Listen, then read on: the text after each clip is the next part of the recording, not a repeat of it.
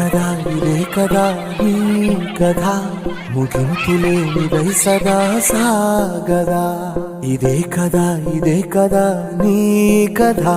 ముగింపులేనిదై సదా సాగదా